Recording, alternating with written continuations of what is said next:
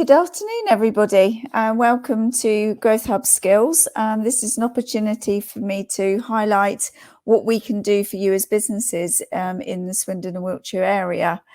We offer a free and partial skills service where we can actually sit down with your business and work through what you need to do to help future-proof your roles and also your staff.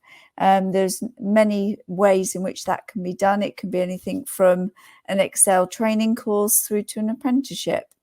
But it's finding the right training for you as employers and what you might actually need. So as I say, there's a number of things that we're going to cover this afternoon, which is general skills support. I'm going to talk to you a little bit about the Serco fully funded training, and then we're going to have an opportunity to meet one of our apprentices and our Kickstarters, and also talk to you about recruitment and grad talent. So what do I mean by skills support? So as I said before, that can be just sitting down, gaining an understanding about what an employer is looking for to develop their workforce. I've had many conversations, and actually the employer doesn't really know where to start because it can be quite a minefield. So it's just talking through what roles that they've got within the business, how they're developing people through training, or if they are. Over the last 18 months, a lot of that, unfortunately, has been put to one side, but now's the time to regenerate our businesses and start thinking about staff development. So I can make many recommendations, and the team can actually help them through that and start thinking about how we can develop those skills moving forward. It could be as simple as a free online course through Open University, or a lot of businesses who have less than 250 staff may be eligible for the Serco fully funded training offer. Now, they're actually here today at the conference, so they've got a stand. So go and talk to Rachel and Lisa about how they might be able to support you, or us as the Growth Hub Skills. We can also make a referral through after having that conversation with the employer about how they want to progress. All right, so lots of options realistically. So now's time to meet one of our apprentices. Apprenticeships at the moment is a fantastic way to develop your staff, whether they are with you currently or whether you're wanting to bring in a new member of staff to your business. Because we all like learning, but how do we do that? Do we have to go off to university? Possibly not. Do we want a long course, or do we want a short course? But apprenticeships is just a real cost-effective way that somebody can learn and work at the same time. So earning and learning, which is great. So if I can bring in Sarah. Hi, Amanda. Hi, Sarah. How are you? I'm very well. How are you? I'm doing well, thank you. Great. So what I wanted us to do is just find out a little bit more about you and your journey, really, if that's okay. Yeah, absolutely. So why did you decide on an apprenticeship? So it wasn't an easy choice, I will admit that. Obviously, I did my A-levels a couple of years ago now, and apprenticeships weren't really an option then. It was kind of uni or nothing, so I didn't have the kind of exposure to apprenticeships, so they weren't an option. They weren't anything that I could really put my mind to. I kind of did my own research after I'd left school, so when everyone had already made the choices. And it wasn't a great feeling when everyone was going off to uni and I kind of didn't know what I was going to do. Yeah.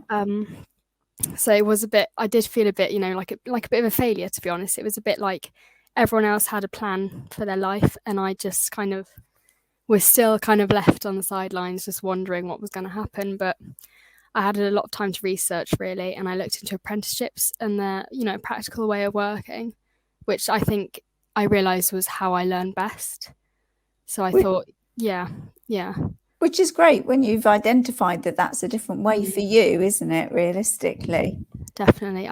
Because I've always kind of been somebody who learnt whilst doing it. instead of learning whilst kind of sat back and hearing somebody talk about it. I kind of had to do to be able to do it, if you understand that. Yeah, absolutely. So what drew you to the role that you're doing with the LEP, and tell us a bit more about that? So it wasn't an easy journey to get to the LEP. Well, it was worth it, definitely, but it wasn't an easy journey. Obviously, I think I was quite lucky leaving school in that I didn't have any pressure from kind of peers or family members to go to university.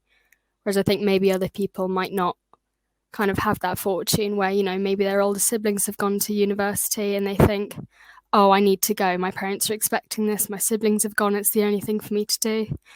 And I knew all my friends did courses that led to a job, kind of, you know, medicine, veterinary. Somebody did maths because she wanted to be an actuary. They all had goals, whereas I didn't. So I thought, it's fine.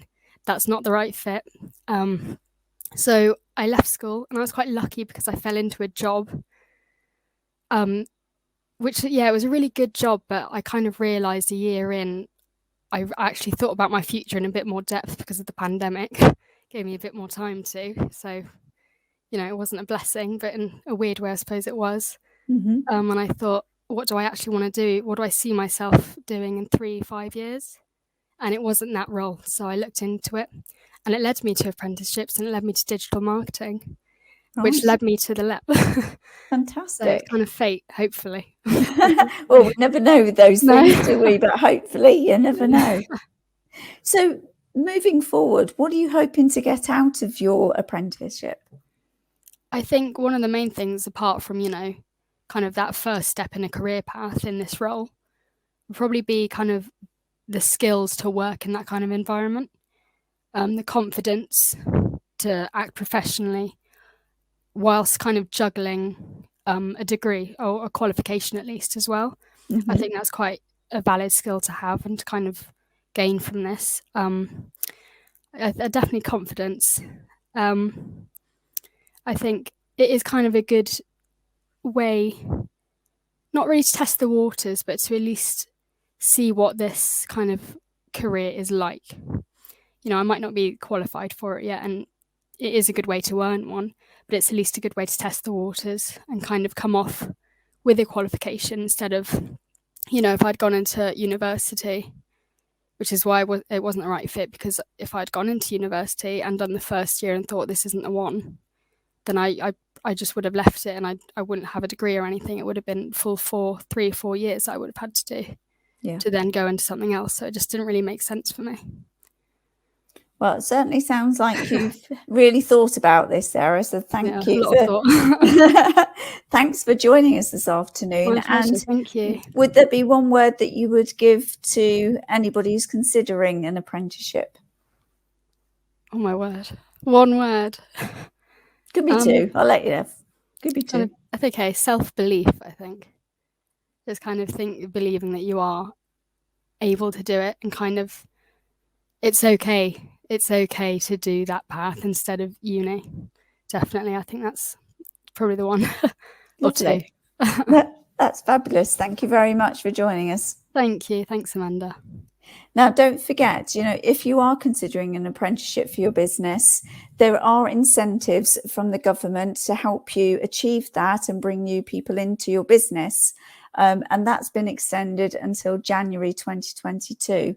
So there is a £3,000 incentive. So if you'd like to know more, then, you know, contact Growth Hub Skills and we can have that conversation. Now, another way that we can also bring new people into our workforce and also helping our young people in society who may be struggling to get a new job or find their right direction is through Kickstart, which I'm hoping they've all heard about by now. Now, this is an opportunity where an employer can be fully supported by the government to offer a work placement for 6 months. We've been delighted in the LEP. We've actually got 4 young people that have actually worked with us, you know, and they've added so much value, and we've helped them through a training plan to help them through the other side of their work placement. Fortunately, a couple of them have now found new opportunities to move to, and we'll be working with the others to help them find new opportunities. Now, if I can bring in Oliver, who's one of our Kickstarters, to find out about his journey. Hi, Amanda. Hi, Oliver. How are you? I'm great, thanks. How are you? Very well, and thank you so much for joining us this afternoon. So, can you tell everybody, Oliver, why you decided to choose the Kickstart programme? So, back in about mid-2019, I finished my university degree, and while I could have gone on for another year, it was more focused on an aspect of IT that wasn't really in my field of expertise, sort of the coding area, which I didn't feel like I needed to develop more on. It was more of the tech support help desk and cybersecurity angle. So finished that in mid-2019. Then I decided to look out for the various jobs that are available. And the one thing I realized quite soon is that many organizations and businesses very much are keen on what experience you have to offer, as well as your qualifications. Yeah. While at university, we had some opportunities to work on various scenarios that were made up to give us a task to do, like, for example, making a website for a make-believe company. It was nothing that would be of much value in the real world. So when I would go to these interviews, the feedback I would get would be that the interview went really well. It's that you just didn't have the experience. So when 2020 rolled around and the pandemic happened, the amount of job opportunities was very slim. So I decided to look at ways to expand my experience through online courses. But while they have their uses in very specific fields, it's not the office-based experience that a lot of these organizations and companies were looking for.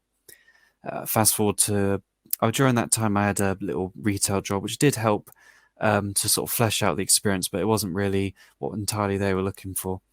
Fast forward to the start of 2021, around March-ish, I was informed by my job agent in Universal Credit of an opportunity for a Kickstart role in the Swindon and Wiltshire Local Enterprise Partnership.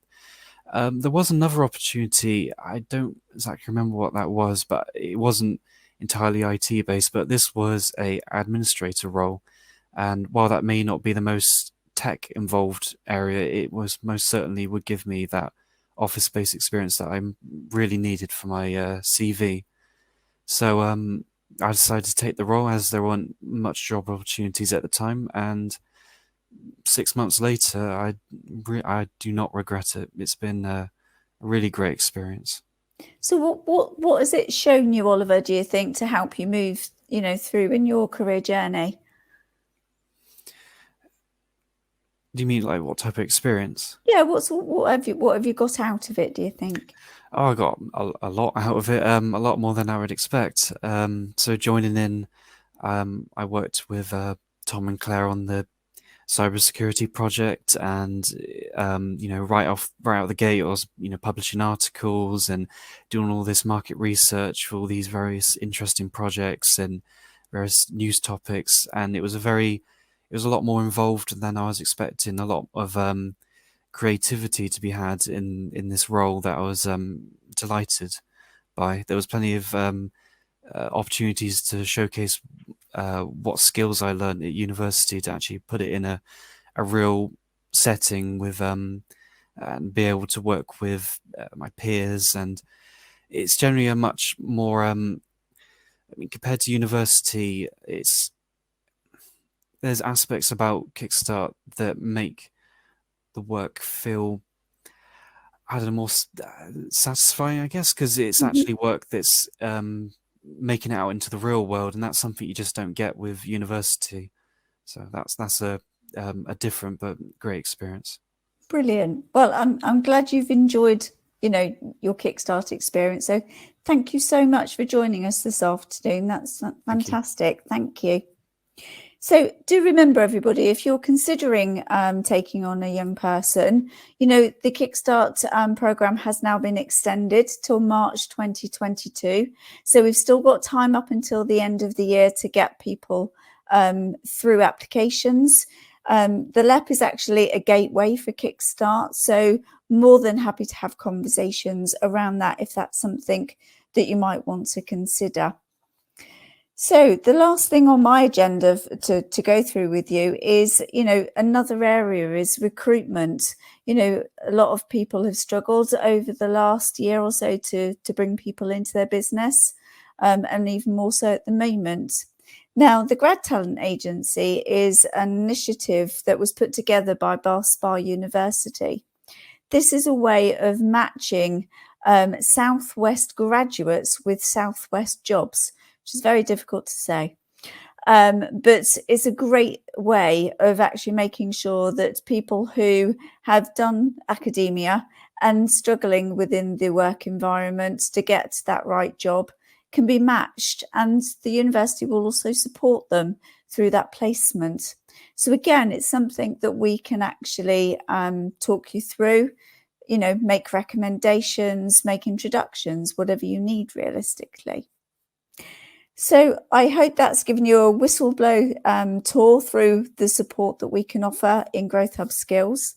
And now it's time for you to ask any questions if there are any.